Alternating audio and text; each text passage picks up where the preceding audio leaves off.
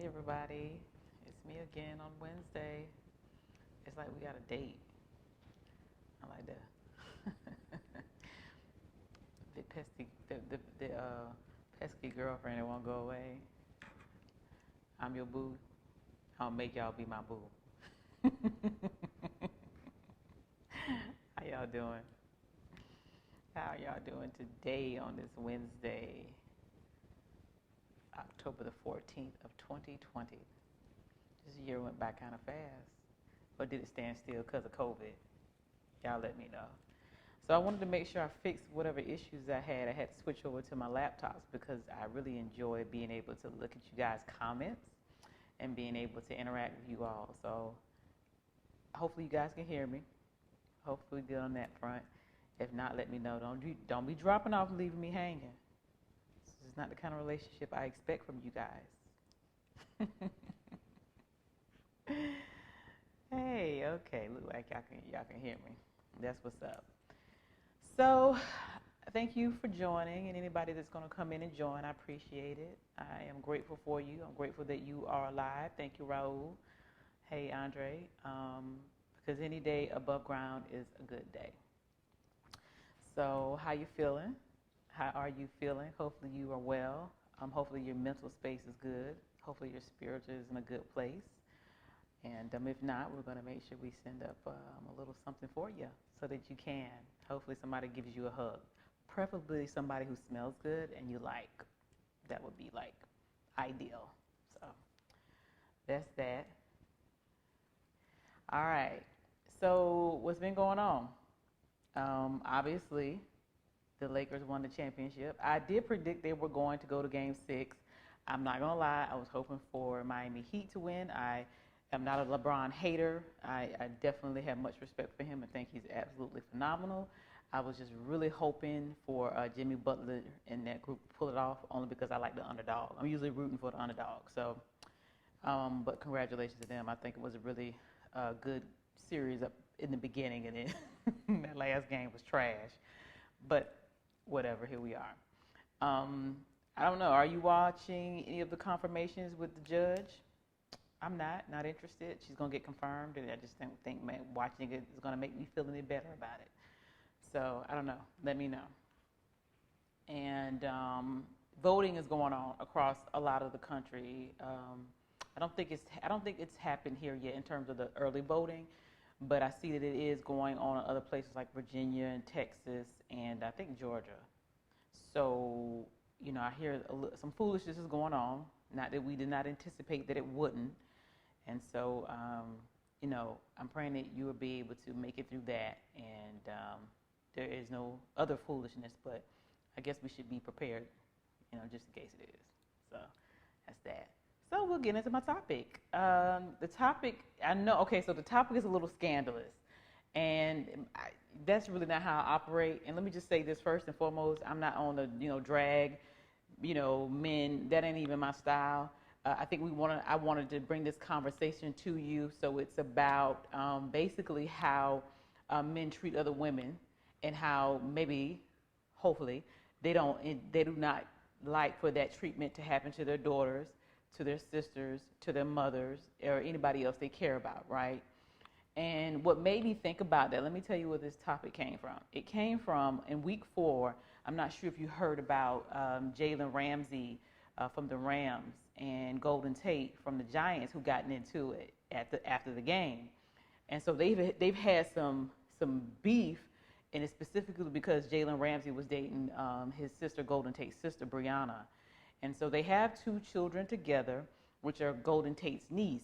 And from speculation or what the news or whatever you want to call it is reporting, is that he left his then girlfriend while she was she was pregnant with their second child.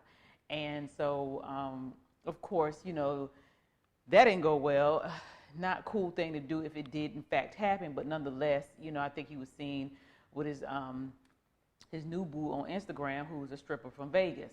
And so it just obviously pours some, lemon in that open wound, and she's pregnant. And so, it got me to thinking, because I know the Golden Tate had expressed some, displeasure and, and being very upset about the fact that his sister was treated that way by Jalen, and both of them are in the NFL. And so in week 4 they had a game, and I don't know if y'all saw that hit that Jalen gave him, but when Golden Tate tweeted, "He gonna have to see me," Jalen Ramsey, y'all know he talks smack. He was kind of like, "Oh, but you gonna see me," and so that hit was crucial. It was crucial. And so after the game, they had some words, and apparently there was a scuffle. So Jalen was fined, was it $15,000 for it by the league, and Golden Tate did not. It was very heated. It was very personal. They have not discussed any more about it. Brianna has implicated that she seems to be okay, the baby's well, and she's, moving on past that. But it just made me think about, like, is that how we rolling though? You know what I mean? Because we know, if the rates of domestic violence or intimate partner violence is 1 in 4 women, well, who's doing it? It's somebody's brother. It's somebody's daddy. It's somebody that's doing it. You know what I'm saying? Somebody's uncle, somebody's cousin, somebody's son. So somebody's doing it. And I think it's also important to really talk about how we feel about it in terms of if we know that we don't want it done to our daughters, or even any mistreatment for that matter, how do we feel about it when we are participating in that, or we're around people who participate in that type of behavior? So I just want to kind of talk with you all about it. It's not really so much about me giving so much opinion as much as I'm going to be asking questions. So that's that. See, Kenny Bradford, facts on the confirmation, no drama. I hear you, Kenny. All right, so every father and every brother wants their daughter to be respected and appreciated, right? But we also know there's a lot of broken hearts and a lot of hurting and things like that. Now, I'm not saying that women, girls, and so on do not inflict pain, or their behavior isn't one that's always desirable. So this specific talk is about what I already told you it was about. We want to have that talk, we definitely can, or you can do it and I'll join your live. But today, that's what we're talking about. So would you consider this? Because when I was looking through some research about it, and it's like, why would you have to research that? Because I wanted to get a general consensus of a pool of what men thought about that. Because we all know, to some degree, men or fathers are protective of their girls. That's your princess. I've heard guys say when they have a daughter, it's just something, I don't know what it does to you as men, but I hear it's a life-changing type of experience when you have a daughter. So, with that said, there's a bit of protectiveness that takes place as a father, as a man, you want to protect all of your kids, but it's just a little bit something different when it comes to girls. So I wanted to know, is that overprotection rooted in just your instinct? Is it just instinctual for the men to be the protectors of their kids, but specifically their girls? Or is some of that rooted in the fact that you may have known what you were like when you were a young boy, or what you were like in high school, or the things you did when you were in your 20s?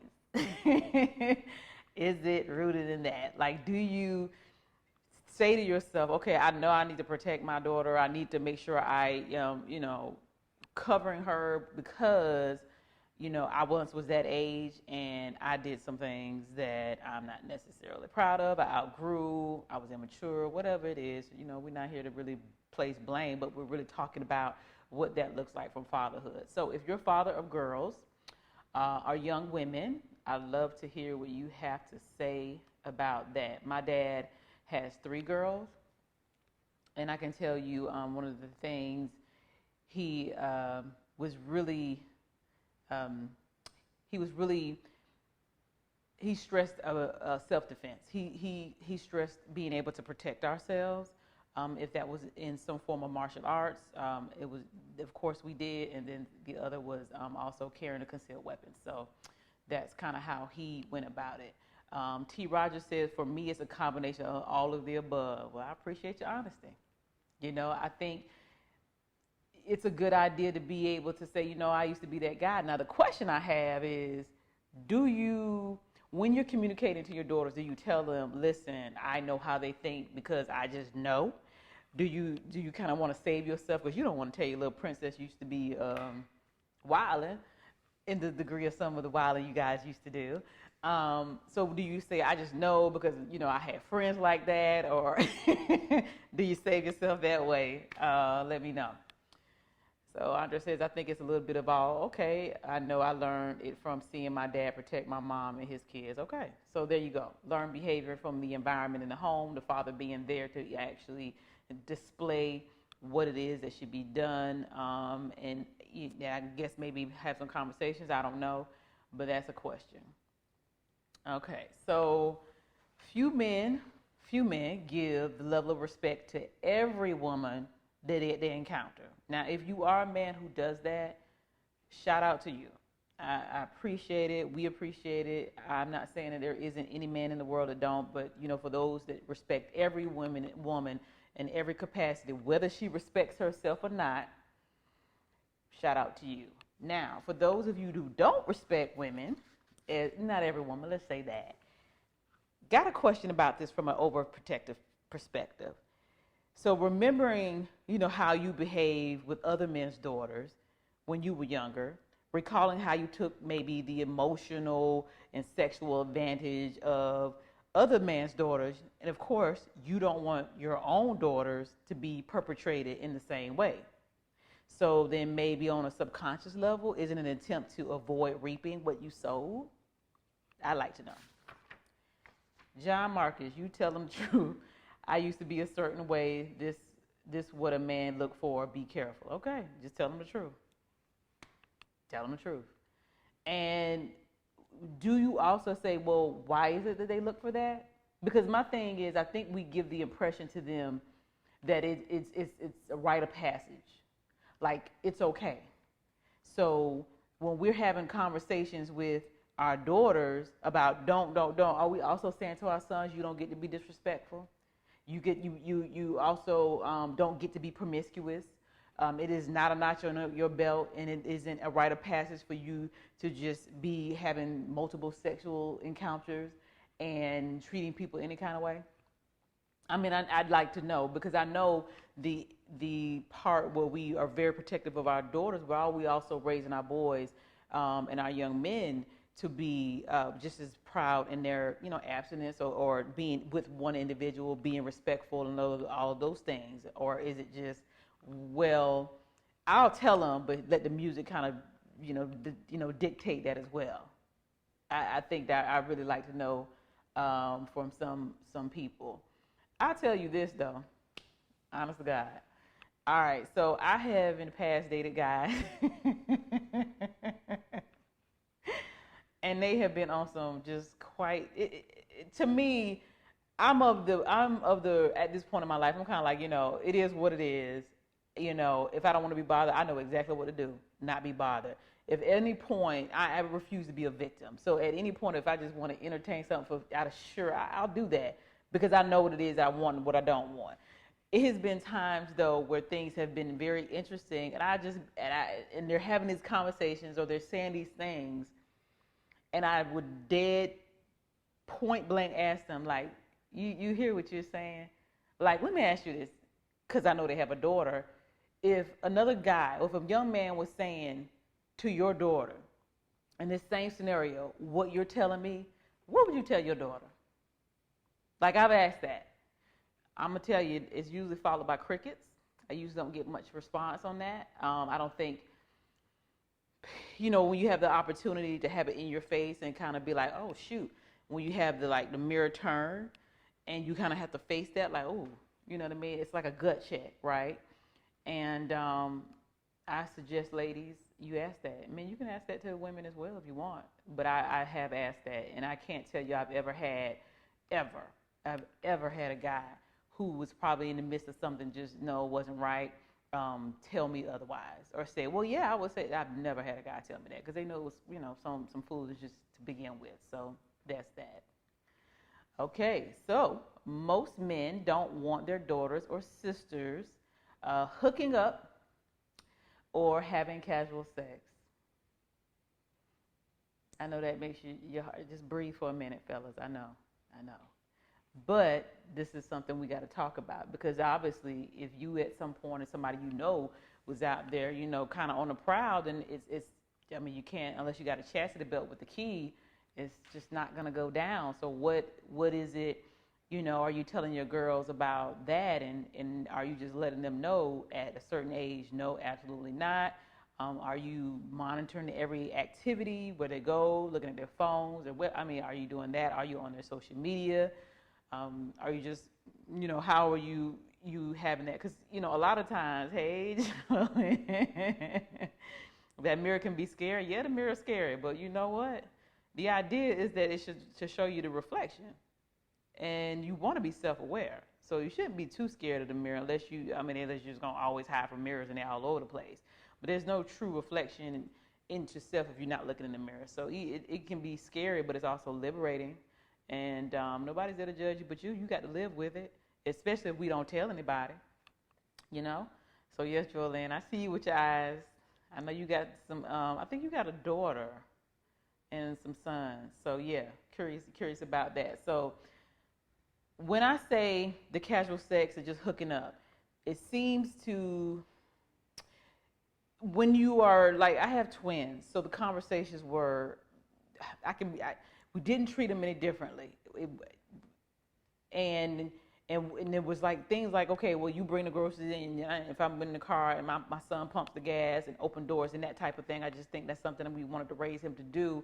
But in addition to that, when it was like how you move about respecting people and also being respected, then it wasn't a difference in between the both of them on what the expectation was, because it was important to instill some values and a foundation for them to be healthy, confident, and loving of themselves, so that they could treat other people the same way, but also so that they had that as a foundation. But it wasn't a distinction between the both of them, as far as I can remember. And, they will probably have to tell you that. But it was important for me to say to my son, you don't get to just do this, and my daughter, you don't get those type of things. So here's the question I got to you about the sons. Y'all tell me if I'm out of whack now. Is the expectation for sons different? Maybe one way to think about it is this. Is if I have a son, we only have one penis to think about. But with my daughter, I got to think about everybody else's penises. You know what I'm saying? Now, the interesting thing about that in terms of becoming pregnant and procreating, obviously, I know you all might have seen this post going around about the birth control and how a man can impregnate multiple women within a certain time frame, but if a woman or girl actually gets pregnant, it's like she's it for 9 months. Now, that's not the only thing that could take place in the idea of sexual intercourse. We know that, but that was just kind of the thing that post talked about. But just going back to what I said, I mean, with is that the thought process? And that was just something I read, that there was a guy was saying, hey, with my son, I only got to think about one penis. With my daughter, I got to be guarding everybody else's. Maybe that's a thought. Y'all tell me. True. Joanne said true. John Marcus said facts. See? All right. So what do we do about that? So how do we change that, or do we not want to change it? Do we tell our boys, listen, or do we just accept the fact that, okay, it's going to be what it is? Because I'm going to tell you something. I've heard through movies, conversations, and stuff like that, and people I know that there's like this age where I guess the guys are very something happens with your hormones, and so it gets a little bit out of control. And so the way that comes out may be in a variety of different ways. I've seen some guys, young males, when they get to that point, be very aggressive, which is why it's a good thing to have another male around, their father, to be able to help them through that. But I think the mother plays a role in that as well, just in terms of child rendering and his relationship with his mother, and how his relationships with his siblings, his sisters, and grandmother, and so on and so forth. But I know during that time it's kind of like there's something going on with the hormones. So what is your conversation? Is the conversation, go ahead and settle your oats? Is that like what it is, or do you kind of help them through the physiological anatomy of that? I don't know the answer to that. I just know that Y'all be tripping when y'all get like that. Just like, women have our time and we have our little hormones. Y'all, when y'all go through that stage, it's a little bit different. So what exactly do you tell your boys? And what do you tell your girls? Do you tell your girls, listen, honey, about a certain age, they're going to be doing X, Y, and Z. And so what you just need to do is don't worry about that. Don't focus on that. If he says anything to you about wanting to get, no, and this is the reason why, and it won't be forever. Like, what do you say? Is the conversations different? Curious to know what y'all think. John Marcus says, I know it sounds crazy, but women can't do what men do. Yeah, I mean, I guess that's I think, well, let's just put it this way. Women can do what men do. Whether or not we're going to be treated the same is probably what you're getting at. Whether the backlash, everything that comes with that, the societal judgment and all of those things is absolutely going to be different. But women can do what men do. They do. But, the way that it's viewed is just differently. Drillin says there is a divide at some point between boys and girls. Being a parent of both, I now see why they divided the girls from the boys. She said in school when we had the talk about puberty, it's different, and that's where double standards came into play. Now, see, that's interesting because she's talking about what I believe to be the institution that also aided in this separation when they started to educate, right? So there's a lot of subliminal things, right? So one of them being education, we separate, and I mean probably for lawsuits and other reasons, of course. Then just the way, media and movies and other things around our environments make it very clear that there is a certain level of standard where it's okay for men to be able to or boys to be able to express this however they choose to express it. If it means multiple partners, then it's acceptable. Some people even it's a high five. I think we've seen that with Bootsy at one point. And maybe some other people you may know. But whereas it with girls and women, it's different. It's a no. It's a hold on to. And I'm not saying it shouldn't be any different. What I'm saying is, if the idea is to protect the girls from not only harm of any kind of way and violation, but also at a point of emotional, psychological, spiritually. At that point, it should also be expected from young men, because we do know that a lot of men or boys are violated, and that also has its place in life in some people's in people's lives as well. And I think that's the thing. I think that there's a lot more males, and I'm gonna say this: there's a lot more males and boys that have been violated that did not want to be, that won't say anything and haven't said anything, because we give this impression that if it happens, hey, that's a good thing, right? Whereas, somebody, a young boy, it should not be. No more than a girl or a young woman should be. And so I couldn't imagine kind of growing up being like, well, I'm supposed to be okay with it, but internally I don't feel good about it. And then what really messes them up is when it feels good in terms of, sad, your response to it, our physical response to it, but not on the inside. And so these are things that I don't want to get too deep into, but I think that a lot of violation takes place with young people, which also has a way of showing itself in the way that they approach relationships, and then also physical and sexual intimacy and things like that. So I think a lot of the times it's not all just, hey, this is the notch on my belt. I think it's a lot of other things that take place. And unfortunately, whereas women have the soft place that kind of, most women, not all, have a soft place where we can get that, support. Males maybe not so, because of, societal and cultural type of, indoctrination, to be honest with you. Danielle Glover, jumping in the middle here, but I think they need to teach about healthy relationships in middle and high school, what those look like and what they don't look like, not just the clinical terms of the body. Yeah. Danielle, I don't know if I'm saying it right, so let me know if I said it right. There's a lot of things that are not being taught in school anymore that I think would be helpful.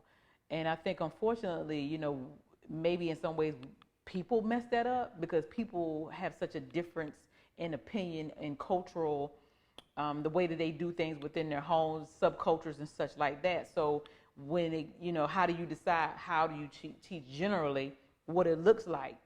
And let me give you an example because I'm not disagreeing.